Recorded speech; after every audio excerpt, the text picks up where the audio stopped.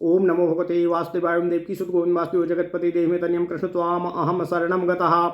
अथ श्री ब्रह्मांड महापुराणे मध्य भागे तृतीये उपोदघात पादे परशुराम कथारंभ नाम एक विंशतितमो अध्याय। ओम नमः शिवाय ओम नमः शिवाय ओम नमः शिवाय। वसिष्ठोवाच इत्थं प्रवर्तमानस्य जमदग्नेर्महात्मनः वर्षाणि कतिचिन्द्राजन्व्यतीयुरमितौजसः रामोऽपि नृपशार्दूल सर्वधर्मो भृताम्बरः वेदान्ततत्त्वज्ञः सर्वशास्त्रविशारदः पितृश्चकार शुश्रूषां विनीतात्मा महामतिः प्रीतिं च निजचेष्टाभिरन्वहं पर्यवर्तयतो।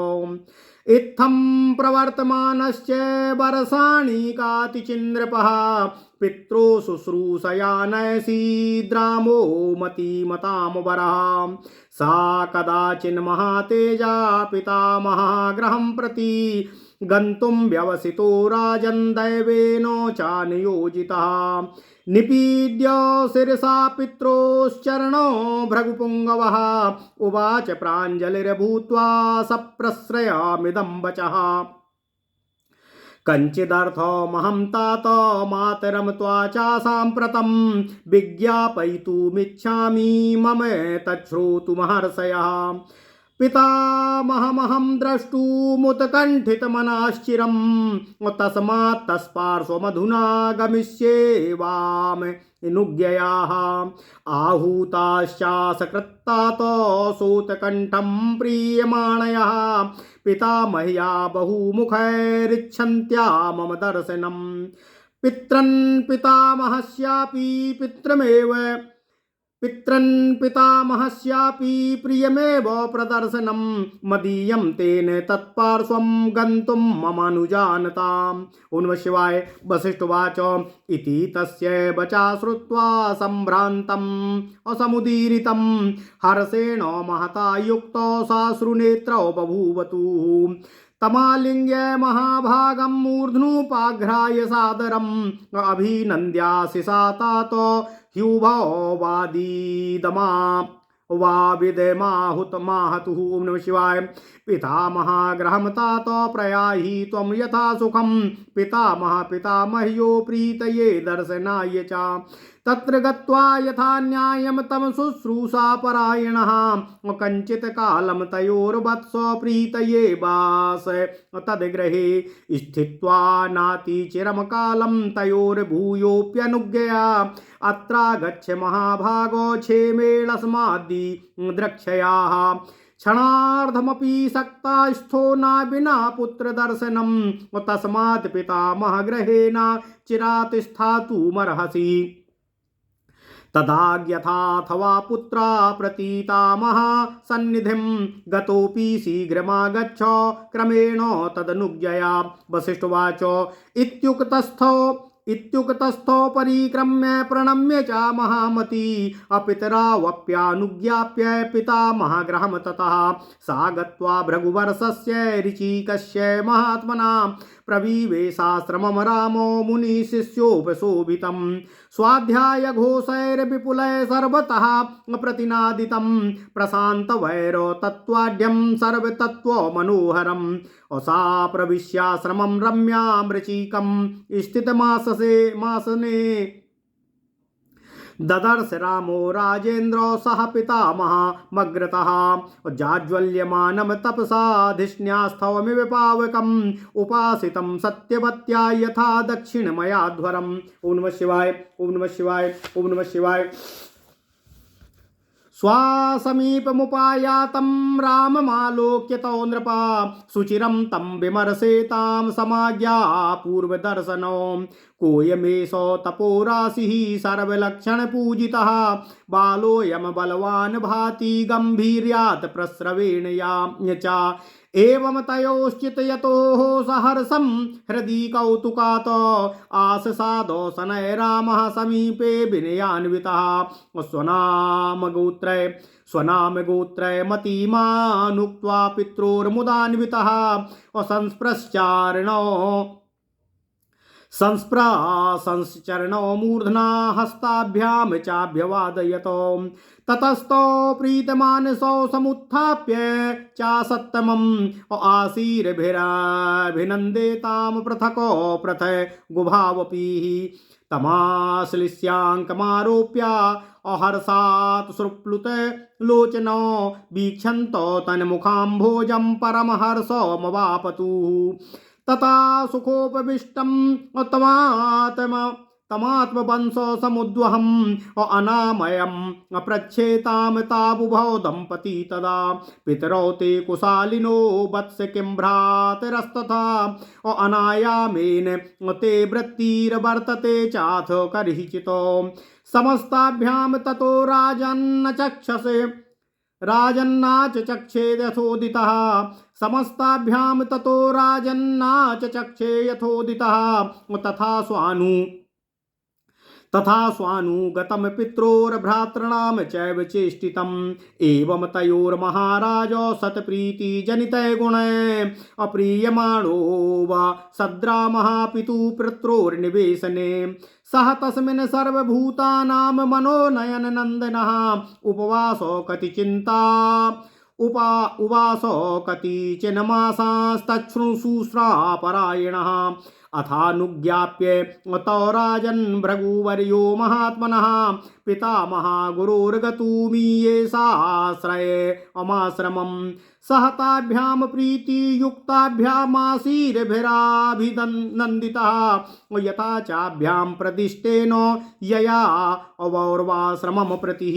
ओं नमः शिवाय। तं नमस्कृत्य विधिवच्चैवनं च महातपा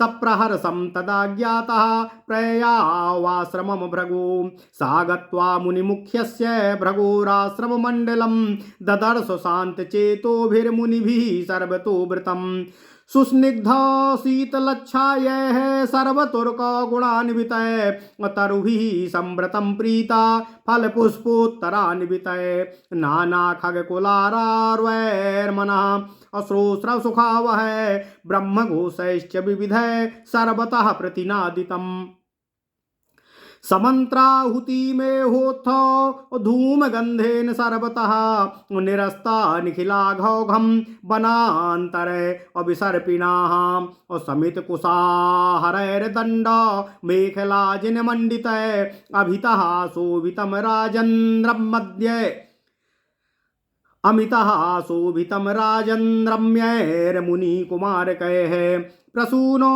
जलसम्पूर्णो पात्रहस्ताभिमरन्तरः शोभितं मुनिकन्याभिश्चरन्ति अभिरीतस्ततः सपूत हरिणीयूतैर्विश्रम् अभादविशङ्किभिः ऊटजाङ्गणे पर्यन्तारुच्छाया स्वाधिष्ठितम्। ओं नमः शिवाय। रोमन्थतः परामृष्टियूथ साक्षिकमुत्प्रदय प्रारब्धताण्डवं केकी अमयूरैर्मधुरस्वरै प्रविकीर्ण कणोद्देशं मृगशब्दै समीपगै अनालीढात् पच्छाया शुष्यन्निवारराशिभिः हूयमाना नलमकाले पूज्यमाना तिथिव्रजम् अभ्यस्यमानच्छन्दौघं चिन्त्यमानागमोदितम्। ओं नमः शिवाय। ओं नमः शिवाय। ओं नमः शिवाय।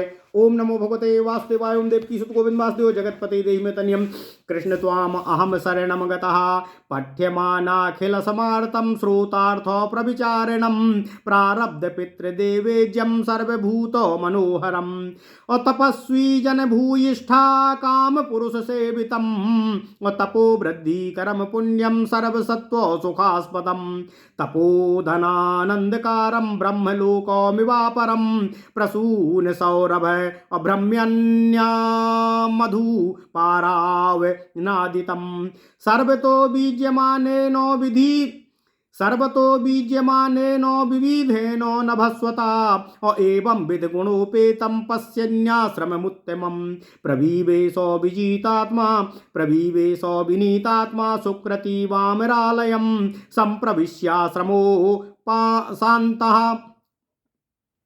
संप्रविश्याश्रमो शांतं रामः स्वाप्रतीतामहम्। ओम नमः शिवाय।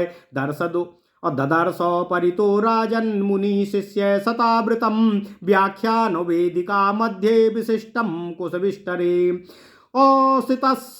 मनुसृजटाचकूर्च ब्रह्मसूत्रोपशोभितम् अवामेतरोरु माध्यस्थ अवामजङ्घेन जानुना। ओम नमः शिवाय।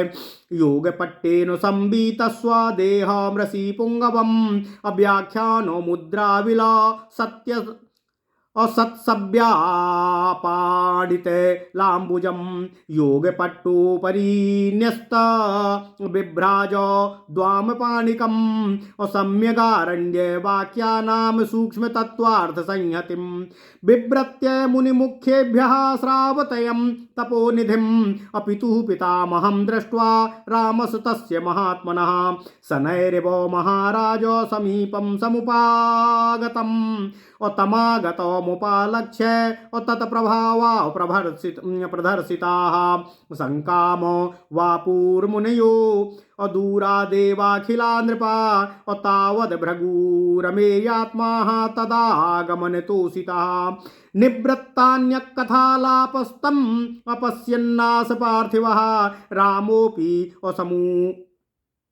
रामोपि तमुपागम्य विनयावनताननः। ओम नमः शिवाय। अवन्दतो यथा न्यायमुपेन्द्र इव वेदसम् अभिवाद्य यथा न्यायं ख्यातिं च विनयान्वितः तांश्च सम्भावयामासो मुनीन् रामो यथा वयः तैश्च सर्वैर्मुदोपेतैराशीर्भिर्भिवर्धिता उपाविशेषो मेधावी भूमौ तेषामनुज्ञा उपविष्टं ततो रामो मासीर्भिरभिनन्दितम् पप्रच्छ कुशलप्रश्नं तमालोक्य भृगुस्तदा कुशलं खलु ते वत्स पित्रोश्च किं नामयम् भ्रातॄणां चैव भवतः पितुः पित्रोस्तथैव च किमर्थमागतोऽत्र त्वमाधुना मम सन्निधिं केनापि वा त्वमादिष्टा स्वयमेवाथवागतः ततो रामो यथा न्यायं तस्मै सर्वमशेषतः। ओम नमः शिवाय।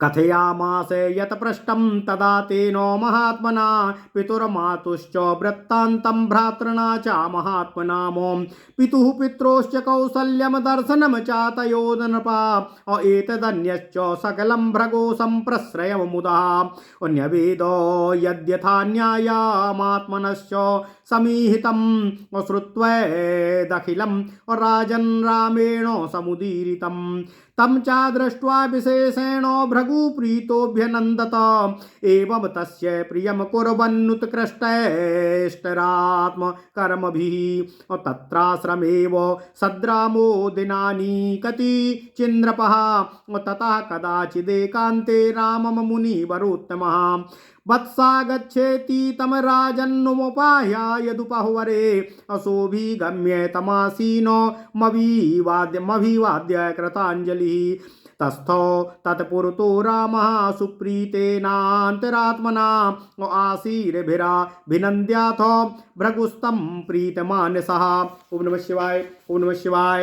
प्राहनाधिगता शङ्कं राममालोक्य सादरं शृणु वत्स वचो मह्यं यत्त्वां वक्ष्यामि साम्प्रतम् हितार्थं सर्वलोकानां तव चास्माकमेव च गच्छ पुत्रो समादेशाधिमवन्तं महागिरिम् अधुनैवाश्रमदस्मात् तपसे धृतमानसा तत्र गत्वा महाभागो कृत्वा श्रमपदं शुभम् आराधय महादेवं तपसा नियमेन च प्रीतिमुत्पाद्य तस्य त्वम् अभक्त्यानन्य गया चिरात श्रेयो अमहादवाप्नोषि नात्रम कार्या विचारिणा तरसा तव भक्त्या च प्रीतो भवति शंकरः करिष्यति च ते सर्वं मनसा यद्यादिच्छसि अतुष्टे तस्मिन् जगन्नाथे शंकरे भक्तवत्सले अस्त्रग्रामां शेषं त्वम् अवृणुपुत्र यथोप्सितं त्वया हितार्थं देवानां करणीयं सुदुष्करं विद्यतेभ्याधिकं कर्मं शास्त्रसाध्यमनेकसा तस्मात् त्वं देवदेवेशं समाराधय शङ्करं भक्त्या परमया युक्तस्ततोऽभीष्टमवाप्स्यसि। ओम नमः शिवाय, ओम नमः शिवाय, ओम नमः शिवाय, ओम नमो भगवते वासुदेवाय। ओम देवकी सुत गोविंद वासुदेव जगतपते देहि में तनियम कृष्ण त्वाम अहम शरणम गतः। अथ श्री ब्रह्मांड महापुराण मध्य भाग तृतीय उपोदघात पाद 11वां अध्याय परशुराम कथारंभ। ओम नमः शिवाय, ओम नमः शिवाय, ओम नमः शिवाय। वशिष्ठ जी ने कहा कि हे राजन, इस प्रकार असीमित तेजस्वी महात्मा जमदग्नि को तपस्या करते हुए कुछ वर्ष बीत गए। राजाओं में शार्दूल सब धर्मों को धारण करने में श्रेष्ठ, वेदों और वेदांगों के तत्व को जानने वाले, सभी शास्त्रों के ज्ञाता, विनीत आत्मा और महाबुद्धिमान परशुराम ने भी पिता की सेवा की तथा इतनी सेवा की अपनी चेष्टाओं से उनकी परम प्रीति को अपनी ओर बदल लिया। इस प्रकार हे राजन, पिता की सेवा में लगे हुए बुद्धिमानों में श्रेष्ठ परशुराम ने कुछ वर्षों तक सेवा की। फिर हे राजन, उन महातेजस्वी परशुराम ने कभी अपने पितामह के घर की ओर जाने का प्रयास किया, जो दैव योग से पहले से ही नियोजित था। तब भृगुकुल शिरोमणि परशुराम ने पिता के चरणों में सिर रखकर हाथ जोड़ते हुए आधार युक्त इन वचनों को पिता से निवेदन किया। हे तात, मैं कुछ अपनी माता के विषय में जो वे चाहती हैं उस आशय वाले अर्थ को इस समय आपके समक्ष निवेदन करना चाहता हूँ, जिसे कृपया आप सुने। मैं अपने पितामह को बहुत समय पहले से देखने को उत्कंठित था, इसलिए आपकी अनुमति से अब उनके पास जाऊंगा। हे तात, प्रेम से उत्कंठित मेरी पितामही अर्थात दादी ने अपने अनेकों मुखों से मुझे देखने की इच्छा से अनेक बार मुझे आमंत्रित किया है।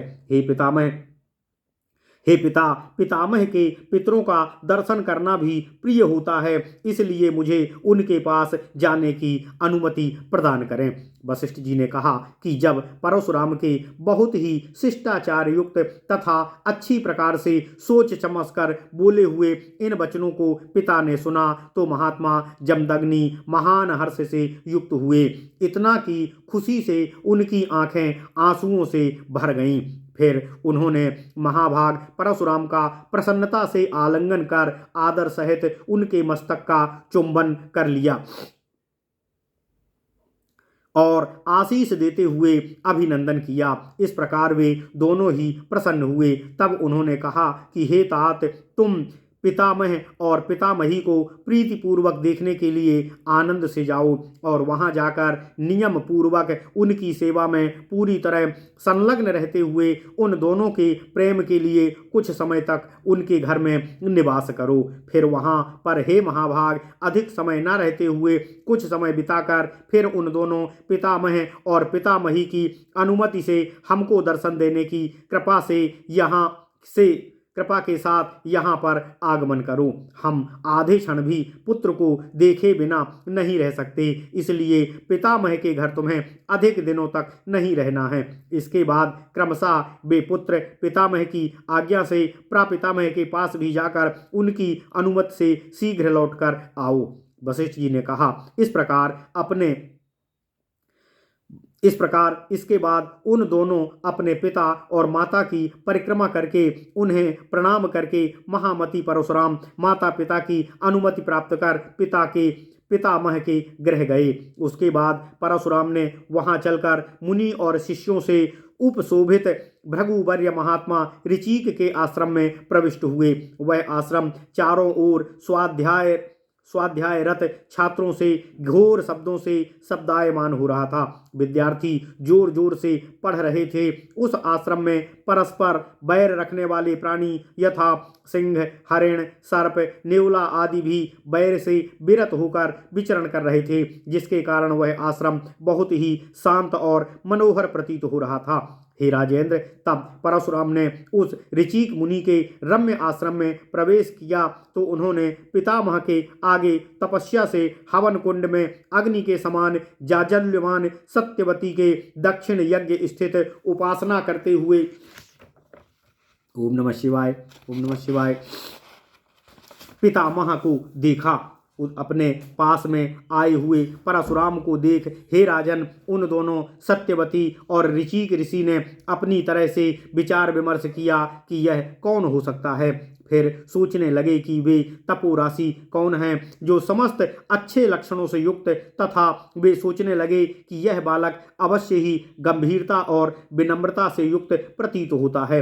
ऐसा वे दोनों पितामह ऋचिक और पितामही सत्यवती हृदय में उत्कंठा के साथ सोच ही रहे थे कि विनयान्वित परशुराम शीघ्र ही उनके पास पहुंच गए। इसके बाद उन बुद्धिमान परशुराम ने अपना नाम और गोत्र तथा पिता का नाम बताकर प्रसन्नता से युक्त होकर अपने हाथों से उनके चरणों का स्पर्श कर हाथों को अपने सिर में स्पर्श करते हुए उनका अभिवादन किया। इसके बाद उन दोनों ने प्रसन्न चित्त होकर सज्जन श्रेष्ठ परशुराम को उठाकर अलग अलग आशीर्वादों से अभिनंदित किया। फिर उनको छाती से चिपकाकर तथा गोद में बैठाकर हर्ष से अश्रुपूरित नेत्रों से परशुराम के मुख कमल को देखते हुए अपार हर्ष को प्राप्त हुए। उसके बाद अपने ही वंश में समुत्पन्न परशुराम को सुखपूर्वक बैठे हुए स्वस्थ परशुराम से उन दोनों ऋषिक एवं सत्यवती ने पूछा, हे वत्स, तुम्हारे माता पिता कुशल हैं तथा तुम्हारे सब भाई कैसे हैं? अचानक तुम्हारी वृत्ति कहीं अन्य तो नहीं हो गई है? उसके बाद हे राजन, परशुराम ने उन दोनों के साथ बैठकर जो उन्होंने पूछा था पिता तथा भाइयों की कुशलता सब कुछ बता दिया। इस प्रकार हे महाराज, सच्चे प्रेम से उत्पन्न गुणों द्वारा प्रसन्न परशुराम ने पिता के पिता माता दादा के घर में निवास किया। इसके बाद हे राजन, उन दोनों की आज्ञा प्राप्त कर भृगुकुल श्रेष्ठ महामना परशुराम ने पितामह के गुरु के आश्रम में जाने की इच्छा प्रकट की। फिर उन दोनों के प्रीतियुक्त आशीर्वाद से अभिनंदित परशुराम उन दोनों दादा दादी के दिए गए निर्देश के अनुसार महर्षि और्च के आश्रम की ओर चले। और का अर्थ है जंघा से उत्पन्न। महाभारत में वर्णन मिलता है कि भृगु के वंशजों का नाश करने की इच्छा से कार्तवीर्य ने पुत्रों को गर्भ स्थित बालकों को ही मार दिया था।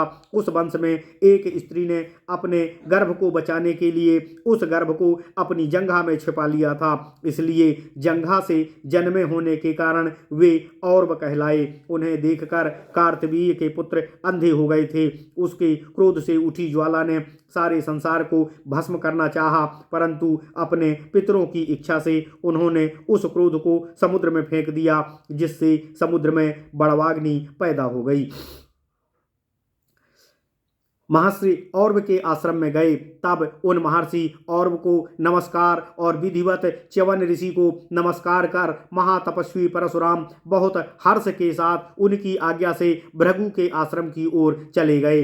वहां जाकर उन्होंने मुनि मुख्य भृगु का आश्रम मंडल देखा, जो आश्रम शांत चित्त वाले मुनियों के द्वारा सब ओर से घिरा हुआ था, अर्थात सर्वत्र शांत चित्त वाले मुनि लोग वहां स्थित थे। वह आश्रम सुस्निग्ध और शीतल छायाओं वाले सब ऋतुओं के गुणों से युक्त वृक्षों से घिरा हुआ था, जो वृक्ष फलों और पुष्पों से लदे हुए और बहुत ही आनंददायक थे। वह आश्रम अनेकों पक्षियों की चहचहाटों और मन को सुख प्रदान करने वाले अनेकों प्रकार के ब्रह्मनादों से परिपूर्ण था। चारों ओर मंत्र सहित आहुति के धुएं की गंध से तथा घी की सुगंध से सारा वनमंडल निष्पाप हो रहा था। हे राजन, वह आश्रम चारों ओर हाथ से समिधा और कुश लिए दंड और मेखला मृग चर्म मंडित नम्य मुनि कुमारों से सुशोभित था। फूल और जल से भरे घड़े हाथों में लिए हुए तथा इधर उधर घूमती हुई अग्नि कन्याओं से भी शोभित था। कोई भी सिंह आदि उन्हें नहीं मारेगा, इस विश्वास के से वे अपने बाल बच्चों के साथ घूमते हुए निडर झोपड़ियों के पास पेड़ों की छाया में निर्भीक हो हरिण बैठे हुए थे। जुगाली करता हुआ उनका झुंड आंखों को आनंद प्रदान कर रहा था। उधर मयूरी और मयूर की मधुर बेलियों से तांडव अर्थात नाच प्रारंभ हो गया था। समीप में जाने वाले मृग के शब्दों से उस आश्रम का कण कण व्याप्त था। कहीं पर धूप छाया में सूखते हुए नीवार नामक धान्य विशेष के ढेर थे। कहीं यज्ञ का समय हो गया था, ऐसा कहकर पूज्यमान अतिथि समूह को बुलाया जा रहा था। कहीं कहीं छंदों के पाठ करने का अभ्यास किया जा रहा था। शिष्यगण ओम नमः शिवाय, ओम नमः शिवाय, ओम नमः शिवाय, ओम नमः शिवाय।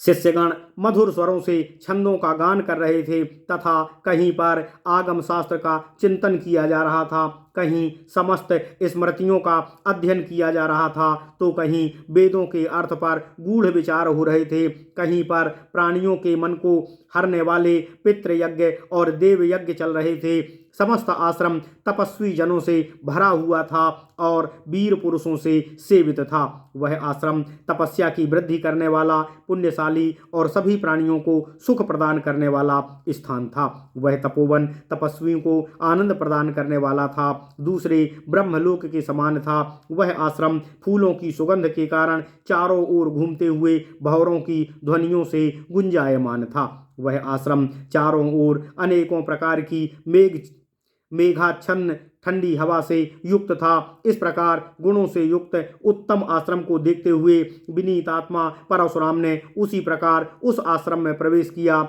जिस प्रकार की अच्छे कर्म करने वाला व्यक्ति देवलोक में प्रवेश करता है। फिर उस आश्रम के प्रांत भाग में प्रवेश कर उन्होंने सैकड़ों मुनि शिष्यों से घिरे हुए व्याख्या वेदिका के मध्य कुश के बिस्तर पर बैठे हुए अपने पितामह को देखा, जो श्वेत दाढ़ी, एक जटाजूट और ब्रह्मसूत्र से सुशोभित थे तथा वे दाईं जंघा के बीच में बाईं जंघा रखकर पद्मासन पर बैठे हुए थे।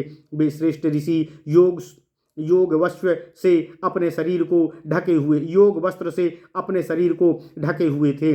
वे उस समय व्याख्यान देने की मुद्रा में थे, इसलिए उनके बाएं हाथ में कमल सुशोभित था।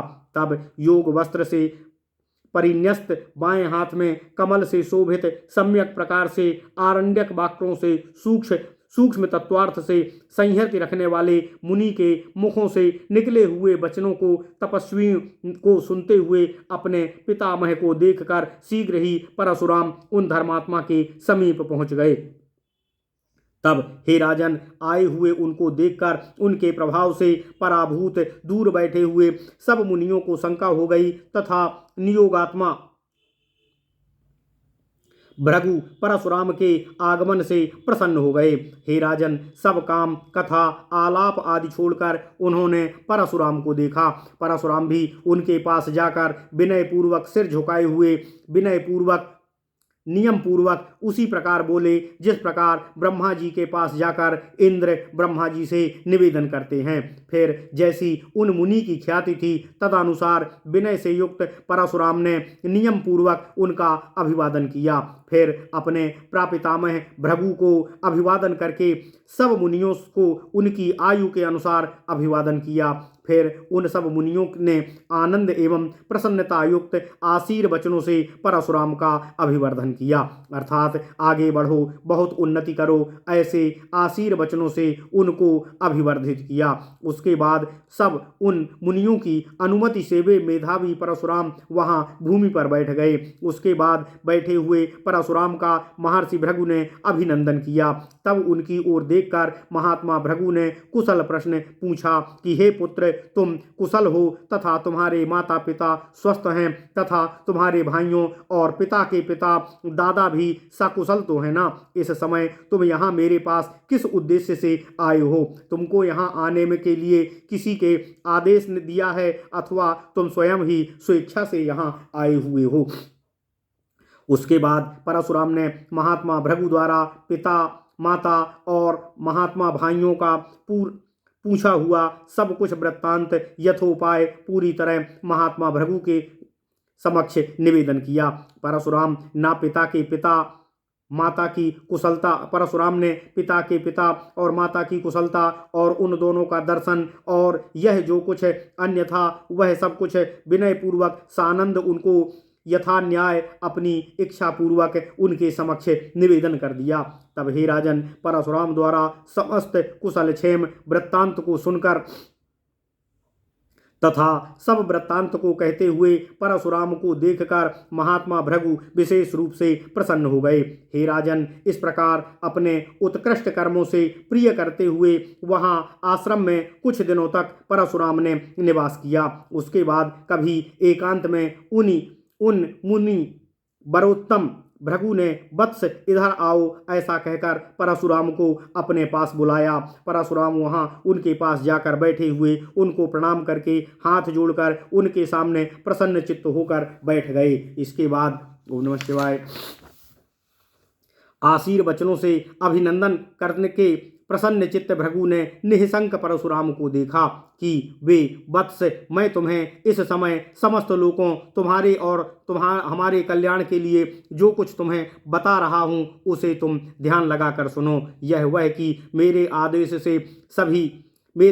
से अभी तपस्या करने का मन में निश्चय करके हिमालय पर्वत पर चले जाओ। वहां जाकर हे महाभाग, अपना शुभ आश्रम बनाकर नियम पूर्वक तप से महादेव की आराधना करो। उनके प्रति अनन्य भक्ति से प्रीति करके शीघ्र ही महादेव से कल्याण प्राप्त करोगे। इस विषय में विचार नहीं करना, अर्थात तुमको तप करना ही आवश्यक है। इस विषय पर विचार करने की आवश्यकता नहीं है। वेग युक्त तुम्हारी शक्ति से भगवान शंकर वेग युक्त तुम्हारी भक्ति से भगवान शिव प्रसन्न होंगे और फिर तुम जो जो मन में चाहते हो वह सब वे तुम्हें प्रदान करेंगे। उन भक्त वत्सल जगन्नाथ भगवान शंकर के संतुष्ट हो जाने पर हे पुत्र, तुम जैसे चाहते हो वैसे समस्त अस्त्र समूह को तुम वर्ण करोगे। हे पुत्र, तुम्हारे द्वारा देवताओं के हित के लिए बहुत से कठिन कार्य किए जाने हैं जो अनेकों प्रकार के शस्त्रों से सिद्ध किए जा सकते हैं। इसलिए तुम देव देवेश महादेव शंकर की सम्यक प्रकार से आराधना करो, अतः तुम परम भक्ति से युक्त होकर अभीष्ट वर को प्राप्त करोगे। ओम नमः शिवाय। इति श्री ब्रह्मांडे महापुराणे वायुप्रोक्ते मध्यभागे तृतीये उपोद्घातपादे 21तमो अध्यायः। इस प्रकार श्री ब्रह्मांड महापुराण वायुप्रोक्त मध्यभाग तृतीय उपोद्घातपाद का 21वां अध्याय परशुराम कथारंभ वर्णन पूर्ण हुआ। ओम नमः शिवाय, ओम नमः शिवाय, ओम नमः शिवाय। ओम नमो भगवते वासुदेवाय। ओम देवकी सुत गोविंद वासुदेव जगतपते देहि में तनियम कृष्ण त्वाम अहम शरणम गतः।